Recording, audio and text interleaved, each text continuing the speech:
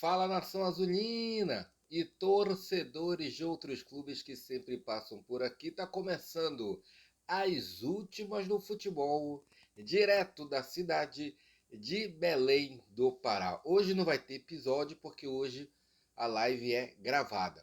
Deixa eu conversar com vocês, cara. Ontem, no Jogo do Brasil, eu queria tomar uma cerveja e aí eu resolvi ir para o pátio aqui de casa, aqui em Belém eu moro em casa.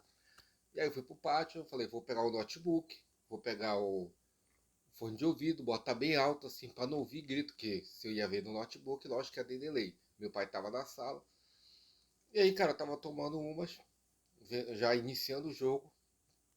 E aí, e aí fica um mosquito rodando no copo.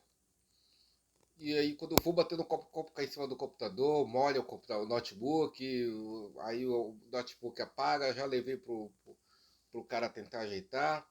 E eu tô sem, por isso que eu tô com material aqui. Ó, para lá, ali tá o material, tem mesa de som e tudo, mas não posso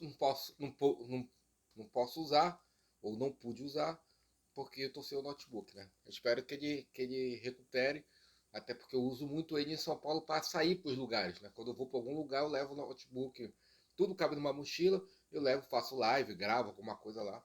Mas se não der, a gente faz gravado aqui pelo celular. Vou tentar sempre gravar um vídeo para subir todo dia no horário aí das últimas do futebol, enquanto eu não conseguir fazer ao vivo. Então vamos lá, vamos conversar. É, Bom, começando, né? Lamentando a derrota do nosso querido trem, eu faço parte da Central dos Esportes, então a gente está acompanhando o trem no Campeonato Brasileiro da Série D.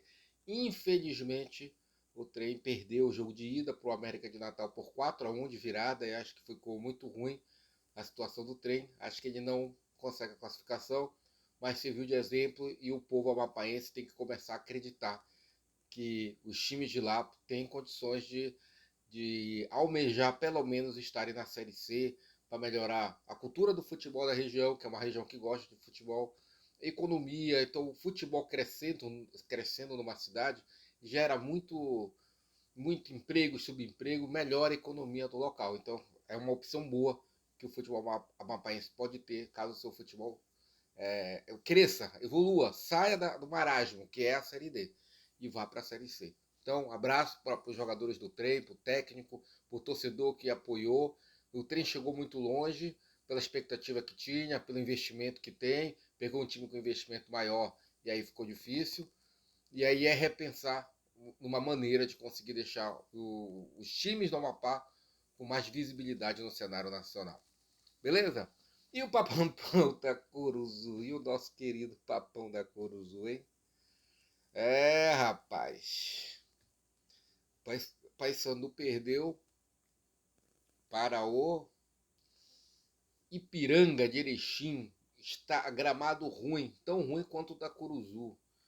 Cara, mas o campo lá é grande, cara. Se o Ipiranga tiver uma torcida enjoada, lotada, dá pra fazer uma pressão, né?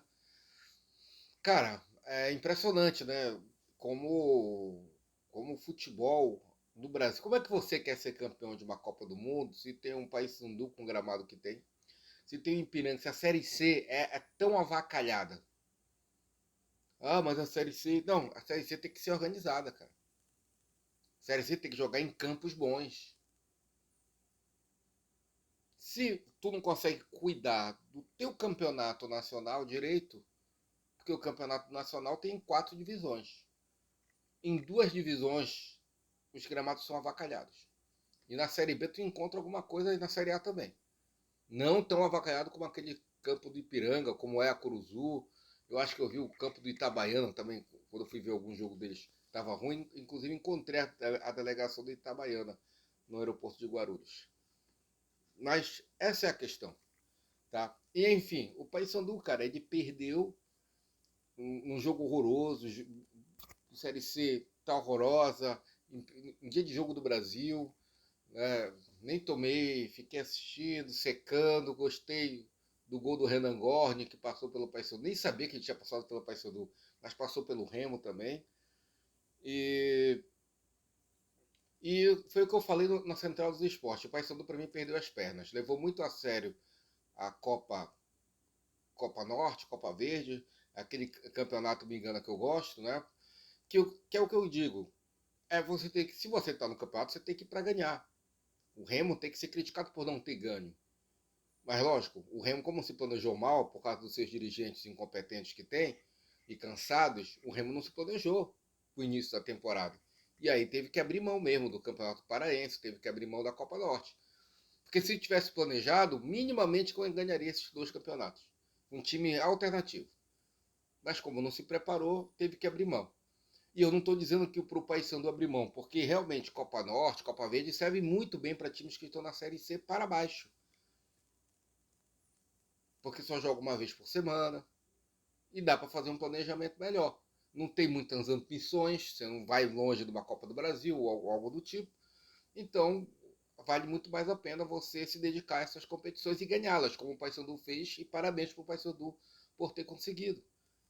Só que você botar isso acima de tudo, não, somos campeões, e esquecer que a temporada não é isso é só um troféu, me engana, que eu gosto, só para enganar e para iludir quem quer ser iludido, você fracassa do seu principal objetivo.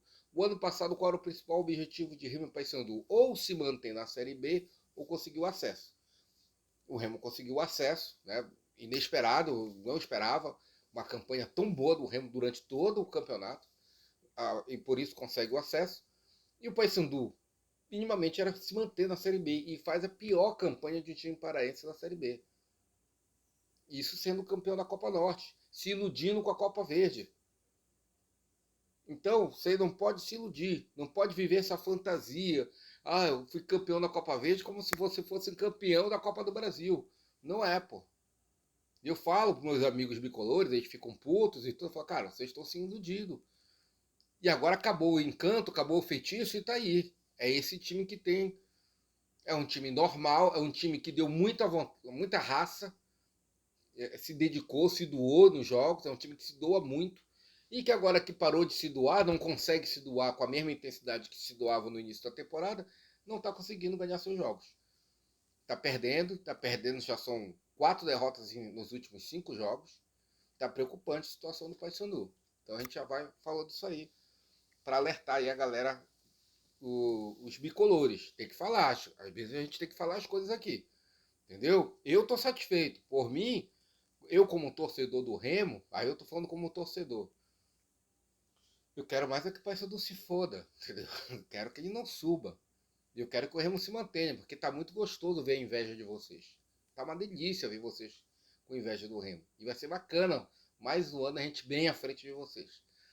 Como jornalista esportivo que defende o futebol paraense, péssimo pro futebol paraense. Aliás, o futebol paraense, ele precisa urgentemente, cara, ter gente na Série A, times na Série A, na Série B e na Série C. Pelo menos 2 na Série A, pelo menos 1 ou 2 na Série B e uns 2 ou 3 na Série C. Aí o futebol paraense volta a ser forte. Não dá para ser forte só com um time na Série A. Pô. Então o futebol paraense precisa crescer, precisa ter botar um investimento, acho que ali no Castanhal. É o Castanhal, cara. O Castanhal, depois de Remo e Paysandu, é o outro time que tem torcida. Que a torcida é mais presente. O Águia de Marabá é uma vergonha, né? O Águia de Marabá, pelo amor de Deus. O jogo ontem contra o ABC, anteontem, né? Eu vi, ganhou de 2-1, beleza? Ninguém no estádio, pô. Ninguém no estádio. Aí não tem condições, pô. Aí não tem combate. Então o Caixão, pelo menos, é uma torcida presente, está perto da capital, tem um estádio legal, qualquer coisa pode correr para Belém. Eu acho que era uma boa. Eu acho que o Castanhal seria um bom investimento. Imagine, vamos lá, Remo e Paysandu na Série B, Castanhal e Águia de Marabá na Série C, e aí Tuna e mais um jogando na Série D. Pô, já ia ser muito bom. E por que tu tá colocando o Remo e Paysandu na Série B? Porque hoje, em termos financeiros, em termos de investimento, de estrutura, são um time de Série B. Pela torcida, se for mesmo de estrutura, são times de Série C. mas pela torcida que tem, pelo que movimenta, pela paixão, por tudo que a gente vê que a torcida faz por Remo e Paysandu, eles são gigantes demais e acabam sendo de Série B. Né? É os seus dirigentes que tem que mudar a cabeça. O do Remo parece que mudou já, muita coisa. Ainda tem muita coisa para melhorar. Tanto que a gente viu os erros amadores dos dirigentes do Remo que fizeram que o Remo penasse no início da temporada. Ao ponto de ter que abandonar o Campeonato Paraense e Copa Norte, porque os incompetentes aí estavam dormindo. O Remo subiu, vamos dormir. Aí em janeiro a gente acorda. Tá aí, acontece isso. Beleza? E galera, vamos falar da nossa seleção brasileira? É live rápida, é live não, vídeo rápido aqui, né? Então agora já passamos por todos os tópicos. Vamos falar da seleção brasileira? Cara, ontem foi uma vergonha. Sabe, eu não consigo perdoar ontem. A seleção brasileira se amedrontou, se cagou toda, se borrou, bando de pipoqueiros contra a equipe da Noruega. Tem um grande atacante, é um time organizado, mas arrumadinho, como eu falei na Central dos Esportes, mas não pode ficar com essa desculpa, não, eles têm um grande jogador, eles são meio arrumados. Pô, o Brasil também tem que ser bem arrumado. O Brasil também tem que ser bem arrumado. Não pode perder para time arrumadinho. A seleção tem uma camisa que pesa. Tem jogadores que jogam no Barcelona, no Real Madrid, na Liga Inglesa. Então tem time. E é aquilo. O Ancelotti errou do início ao fim. Desde a convocação, em levar Danilo. Danilo ontem falhou nos 2 gols, cara. No cruzamento, o gol do Haaland, deu espaço. E no gol do Haaland, também que deu espaço, passou por debaixo da perna dele. Ele não tinha condições. Com todo o respeito, ele não tinha condições nenhuma de estar na Copa. Ele nunca foi jogador de seleção brasileira. Vocês estão levando, acabou ontem o clube do Bolinha. Ali era o clube do Bolinha. É os amiguinhos. Esse é meu amiguinho, vem. Esse é meu amiguinho. O Ancelotti ficou nas mãos desses caras. E aí foi um bocado de gente que não tem condições, não tem nível para estar na seleção brasileira. Mas tu tá descascando? Tô. Porque, pô, tem que ser. Como é que é? Eles estão fazendo um favor pra gente, é isso? Ninguém tem que falar nada, eles vão se ganhar, beleza, se não ganhar, tudo bem, ninguém incomoda. Não, tem que incomodar. Quem quer ser jogador de futebol tem que passar por isso, por críticas. Por isso que ganho o que ganho. Porque as pessoas param o momento da sua vida para assistir, para torcer, para criticar. Se não fosse isso, iam ganhar que nem. Sabe quem é que não pega pressão? Um jogador de vôlei, de basquete. Mas olha o salário deles, olha o salário dos jogadores de futebol. Então os caras têm que entender isso também. Se não quer ser criticado, nem vai para a seleção. E aí, né, ele já errou muito o Ancelotti. Aí ontem ele bota o Neymar e o Danilo. O Danilo que só jogou futebol no Palmeiras. Tira aí do Palmeiras, é um jogador comum. Exceto os 2, 3 anos dele lá no Palmeiras, espetaculares. Tirou ele do Palmeiras, jogador comum. No Botafogo, não sei aonde a galera tá vendo o futebol desse cara do Botafogo. Aí leva ele para ser o camisa 10. Ele entra no jogo ontem, ele e o Neymar, acabou a seleção brasileira. Os dois sem qualquer tipo de intensidade. Não estou dizendo que eles são ruins, prestem bem atenção. A gente sabe da qualidade técnica, principalmente do Neymar. Não é ruim. Mas sem intensidade não dá. Lembra que eu falei em outras lives que o jogador, para ele ser completo, ele tem que ser habilidoso, o Neymar é. Ele tem que ser craque, o Neymar é. Ele precisa estar em forma, o Neymar não está. Ele precisa ter condições de intensidade de um jogo, o Neymar não tem condição. É toda uma soma, cara. O que completa o jogador não é ser só bom de bola. Tu sabias que, por exemplo, tu vai ver um jogador de futebol que joga a Série C hoje. Se tu pegar ele e botar um que tu fala que é ruim, se tu pegar ele e colocar numa roda de grupo de pessoas que jogam futebol ali, tudo, que tu tem o craque lá da galerinha que não é profissional, ele vai voar ali. Então, todo jogador de futebol, geralmente, ele tem uma certa qualidade técnica que muita gente não tem. Por isso que ele está lá. Mas o que é que diferencia? A preparação. O Neymar, tecnicamente, invejável. Tecnicamente, sim, olhando assim, em termos de recursos técnicos com ele é maior que o Cristiano Ronaldo. Eu não nego isso. Vamos elogiar o Neymar. Assim, em termos de recursos, ele tem mais recursos que o Cristiano Ronaldo. Mas o Cristiano Ronaldo é mais jogador que o Neymar, porque ele é mais completo. Em tudo. Em preparação física, em rendimento, em tudo. Perde no recursos.